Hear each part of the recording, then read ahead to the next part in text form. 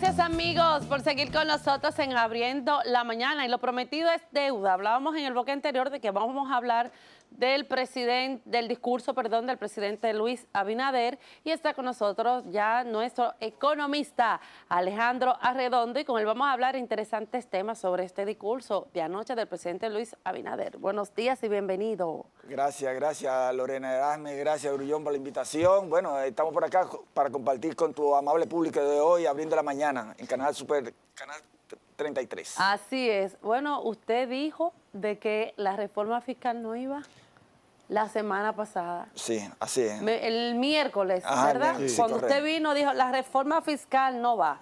Y ahí está. Sí. Lo dijo así mismo. Sí, así es, así es. Bueno, realmente era no es el momento para llevar a cabo un proceso de reforma fiscal, más bien reforma tributaria, porque lo que se había planteado y lo que había salido en el documento no oficial, pero sí oficioso, como decía en aquella entrevista, no era el momento por situaciones internas que se estaban dando en el país, de procesos de recuperación de las empresas, aunque se estaba recuperando el empleo, pero no era prudente hacer el proceso de reforma porque se iba a contraer la economía en un proceso recesivo, además del contexto internacional que no era favorable.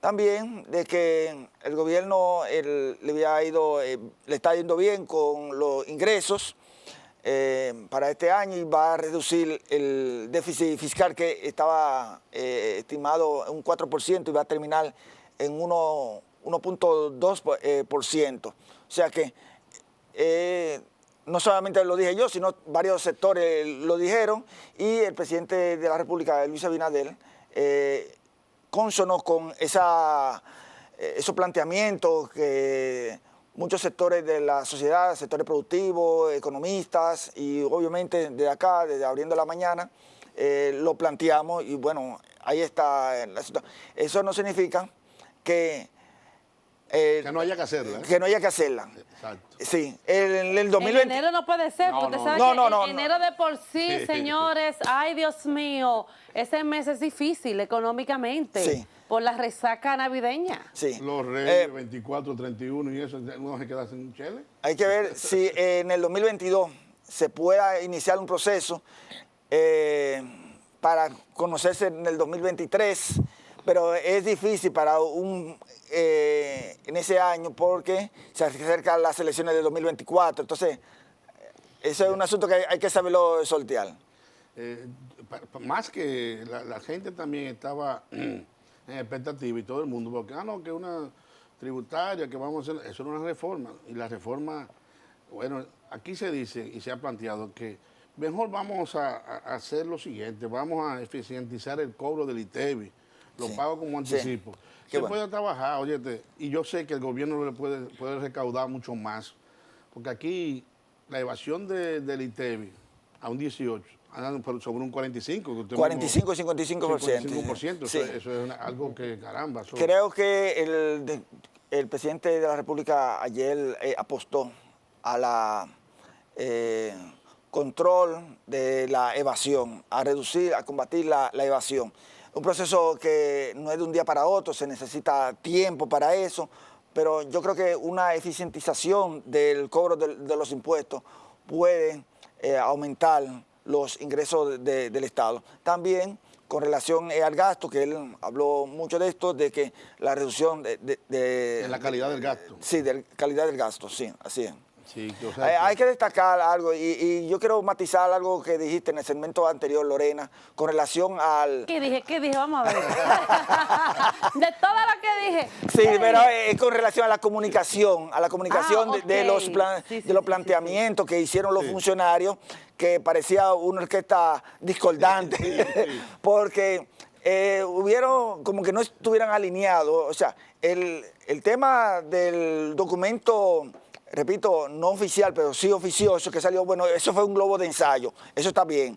Ahora, lo que no estuvo bien es la manera en que le enfocaron los diferentes funcionarios, tanto administrativos de la presidencia, presupuesto, que fue un planteamiento bastante rígido, y hubo que entonces Homero Figueroa, el director de comunicaciones de la presidencia, calmar y plantear en un tuit la posición oficial.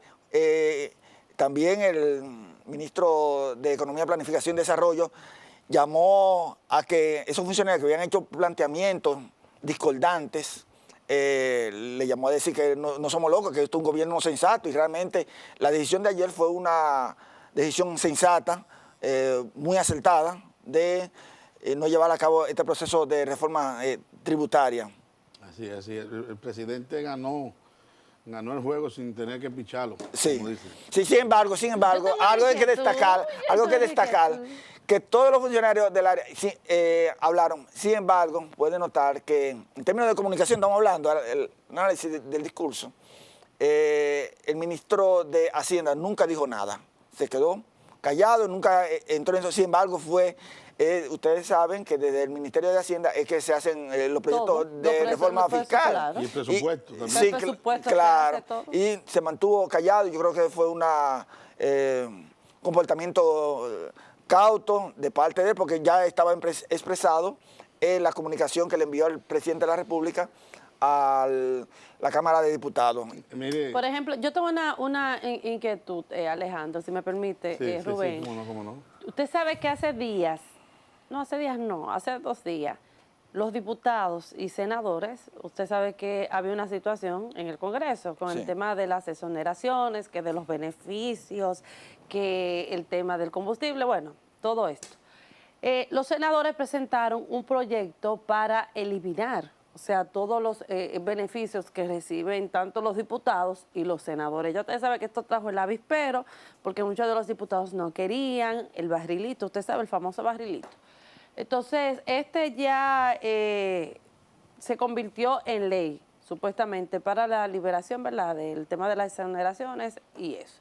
Eso de una manera u otra influyó para que el presidente Luis Abinader, o parte, ¿verdad?, influyó para que el presidente Luis Abinader no llevara esta reforma fiscal, porque ellos supuestamente crearon esto para evitar lo que era la reforma fiscal, o sea, disminuir los beneficios que tienen tanto los diputados y los senadores del país. Si te refieres al proyecto de ley de los 24 senadores que plantearon Sí. las exenciones, eliminación de las exenciones fiscales, eliminación Pues sí. del barrilito, del cofrecito, todo eso. puede ser que pudo haber influido en la decisión del presidente, porque realmente esto, ¿Por qué influye? esto copó la copa. Porque ya se estaban refiriendo a la eliminación de exenciones fiscales que el sector privado tiene. Entonces, yo entiendo que para eliminación de las exenciones fiscales debe hacerse un estudio de costo-beneficio, no quitarla de golpe por raso, esas exenciones, porque hay exenciones que deben mantenerse, ahora hay otras que se deben de dirigir. Pero y yo creo que esta posición de los 24 senadores, que luego se conoció al otro día en el Senado de la República como en primera lectura, no se convirtió en ley porque tiene que ir a la Cámara de Diputados, y en la Cámara de Diputados de seguro que no iba a pasar. En caso de que eso siga... Tiene que pasar por la Comisión de Hacienda. De me Hacienda, parece. sí, claro. Emitir un informe a la Comisión de Hacienda y luego conocerse de nuevo en el Senado de la República, luego que se conozca en el Senado de la República, y enviarlo a la Cámara de Diputados. Entonces... Y hay muchos diputados allí que no quieren dejarlo. Claro, claro. Yo creo que este asunto, esta campaña de los diputados, de los legisladores, vamos a decir, para englobar a los senadores y a los diputados, del asunto de los gastos, una campaña dirigida, yo creo que debe reglamentarse. ¿Cómo que Los una diputados, ¿cómo una campaña dirigida? ¿Cómo sí, así, hay una Alejandro? campaña porque se quiere desacreditar la clase política, y yo creo que el comportamiento de la clase política debe de ser más honesto, porque vimos... ¿Cómo que se quiere desacreditar? No, espérese, vamos a Espérate. hablar. Está interesante. Tú busca pie, ¿Cómo eso así estoy. desacreditar la clase política? Porque eso me recuerda a, y escúcheme que lo interrumpa, Sí. al senador Taveras, Ajá. donde creo que fue Bauta o otro senador del PLD le dijo, no fue el senador del PLD, que le enfatizó de que él quería como tener posicionamiento político desacreditando la parte política. Cuando habla de desacreditar la parte política, sino como poner en manifiesto, ¿verdad? De que no, yo no estoy de acuerdo con ese proyecto. Eso no es hacer política, eso es hacer populismo, que fueron de las declaraciones que dio el senador Taveras. Sí. Cuando digo esto es porque nuestro sistema político tiene muchas carencias. Tiene carencias, los partidos políticos, los mismos políticos se han encargado de desacreditarlo. Y eso, nosotros somos de los pocos países donde el sistema político se mantiene. Se mantiene con su falencia, su carencia, se mantiene. Si vamos volteamos la cara hacia América Latina, vemos que populistas tanto de izquierda como de derecha dicen los políticos no sirven, los políticos son unos corruptos, los políticos hacen esto. Y hay un desgaste de los partidos políticos. Claro, claro. Entonces llega alguien con un discurso populista, ya sea de derecha o de izquierda, como dije antes, y sin ninguna capacidad política ni gerencial, llega al Estado con un discurso que le gusta a la gente, pero entonces se crea un desastre. Y nosotros debemos ser cuidadosos de ese sistema político que mal o bien lo tenemos. Ahora, lo que entiendo es, insisto, de que la clase política debe de tener un comportamiento más cauteloso, más ecuánime con relación a los beneficios que recibe de esta democracia que nos ha costado mucho a nosotros. Sí, sí, así es. Comentando sobre eso que usted dice, yo tengo hasta miedo de esa propuesta de ¿Es un dulce envenenado? Sí, no será un caramelito envenenado. Eso no va a pasar. Eso no va a pasar. No, sino a la parte política, sería el gobierno, digo yo. Sí, eso yo no creo que vaya a pasar. No va a pasar, porque es que eso fue como especie de una revancha, un chantaje. ¿Fue un chantaje? Sí. ¿Chantaje para qué? ¿Para que no pasara la reforma? Sí, porque fíjate. Porque eso es lo que yo estoy viendo, o sea, y discúlpeme que le interrumpa. Yo estoy viendo es que después de esta posición de estos legisladores, es que como que todo fue como menguando un poco el tema de la reforma. Sí, fíjate que la eliminación de las exenciones incluye al sector productivo nacional, pero también incluye a los medios de comunicación. Sí. Entonces, es como decirle, mire, o todo o nada. O somos todo, o todo. Sí, como dice el lenguaje coloquial. Sí, o sea que yo creo que eso se va a quedar ahí, pero sí, trabajando de manera seria. Entiendo que la reforma fiscal, que tiene dos componentes, o tres componentes, como dije la entrevista del miércoles pasado, tiene el componente de los ingresos fiscales, el componente de los gastos del gobierno, el componente del financiamiento que tiene que ver con la deuda. Ahora, se debe seguir trabajando con el asunto del gasto público, haciéndolo de calidad, trabajando el asunto de la reducción de la evasión fiscal, combate a la evasión fiscal, tanto del ITEVIS como del impuesto sobre la renta. Sí. El ISR, sí. Por ejemplo, en el día de ayer también observamos que los diputados convirtieron en ley lo que es la liberación del pago de impuestos a pensiones dejadas por personas que fallecen a sus familiares. Eso es otro tema. Porque aquí, por ejemplo, si una persona tiene ese dinerito allí, se la ponen en China, en términos coloquial, para que sus familiares puedan tener ese dinero que trabajó durante muchos años y que esa persona lo va como, ¿verdad? Se le va como guardando allí. Y es difícil que lo puedan tener, incluso a veces ni lo recuperan, eso se queda el Estado con ellos. Sí, por la traba y la burocracia que hay para recuperar ese dinero. Yo creo que ojalá que esto se convierta ya en ley, que el presidente de la República promulgue esta ley que va a beneficiar a los familiares de las personas fallecidas. Sí, porque ese dinero está ahí. ¿Por qué no se lo dan a sus familiares? Porque le pueden inclusive hasta...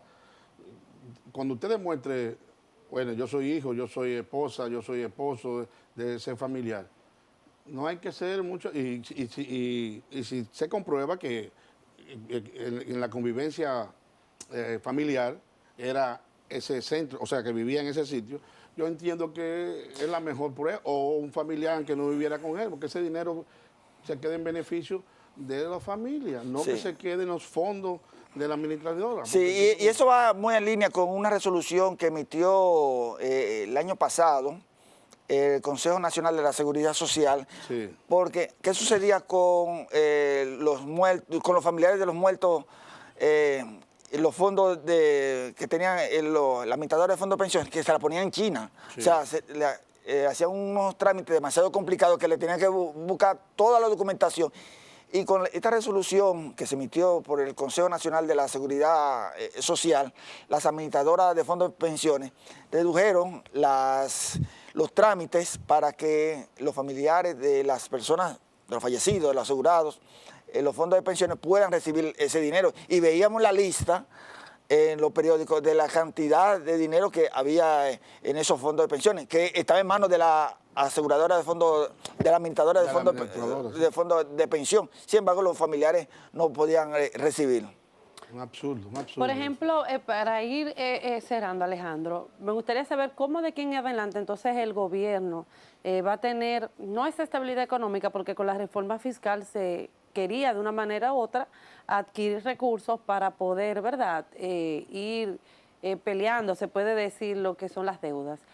¿Cómo entonces de aquí en adelante, cómo el gobierno va a ir contrarrestando esta situación? Diciembre se acerca, doble suelo, que también va a haber una movilidad de recursos en las calles. Haz una panorámica, vamos, de aquí a enero, más o menos, según tu percepción. Mira, de aquí a diciembre, el gobierno ha recibido, ha superado las metas de recaudaciones de impuestos. El déficit, como dije, estaba estimado a un 4% del Producto Interno Bruto. Ahora se reduce, la tendencia es a llegar a 1.2% del déficit. Aproximadamente, esa es la tendencia. Lo que sí hay que tener una alerta y es con el precio del barril de petróleo, que ya ha sobrepasado los $82 el barril. Entiendo que, dadas las circunstancias, porque lo que hacemos aquí no puede estar desconectado del entorno internacional. Lo que está sucediendo con el precio del barril de petróleo tiene que estarse monitoreando, y entiendo que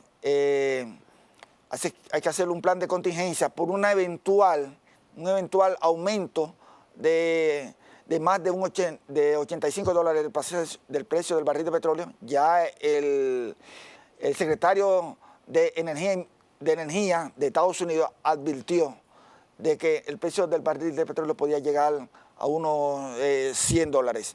Solamente en enero del 2008 llegó a $103.85 barril. Entonces, hay que estar preparado con un plan de contingencia, ya sea en reducción de combustible fósil, que no tenemos el salvavidas que teníamos antes con Hugo Chávez, con Venezuela a través del acuerdo de Petrocaribe, también sí, de que los productores de petróleo de Estados Unidos, a través del fracking hidráulico, o sea, de extracción hidráulica, no están dispuestos a aumentar la oferta, y eso puede contribuir a que aumente el precio del petróleo. La inflación terminará, que es muy temprano todavía, pero terminará en unos 2 dígitos, un poco más de lo estimado, y afortunadamente la tasa de cambio del dólar frente al peso se mantendrá estable gracias a las reservas internacionales que tenemos, que en cualquier momento el Banco Central puede intervenir para mantenerla dentro del rango estable.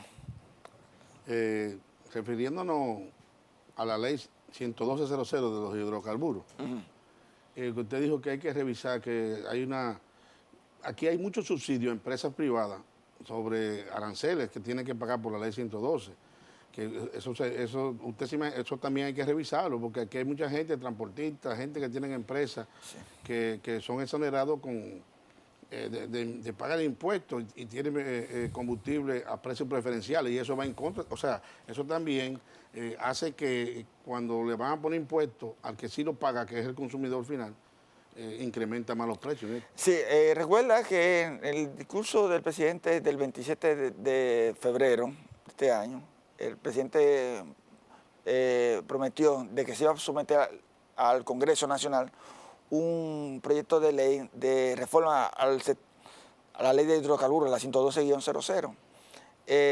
Eso está en comisión. Eso no creo que pueda salir en este año, porque con esta situación del aumento del barril de petróleo, no creo que sea el mejor momento para hacerle una reforma, aunque sí, el gobierno está tratando de mantener los precios de los combustibles para que no aumente, no impacte negativamente los demás precios de la economía dominicana. Bueno, Alejandro, gracias por haber estado con nosotros en esta mañana y gracias de verdad por arrojar un poquito, ¿verdad?, de luz sí, ante tantas situaciones que hay en este país. Un mensaje a tus amables televidentes y es que a propósito del sueldo 13, de la realidad pascual, que traten de gastarlo de manera cauta porque dada la incertidumbre que hay a nivel internacional con desabastecimiento de la cadena de suministro, inflación importada que viene de Estados Unidos, ha aumentado la inflación como nunca antes. Estamos hablando de un 5%, o sea, eso va a impactar en los artículos que nosotros compramos aquí. Que la pandemia le cambió el giro de la economía inclusive. Sí. Eso nunca se había vivido una situación así en tiempos modernos donde hay tantos medios de comunicación y por eso hasta la economía le ha cambiado el COVID. Sí. Bueno, así es.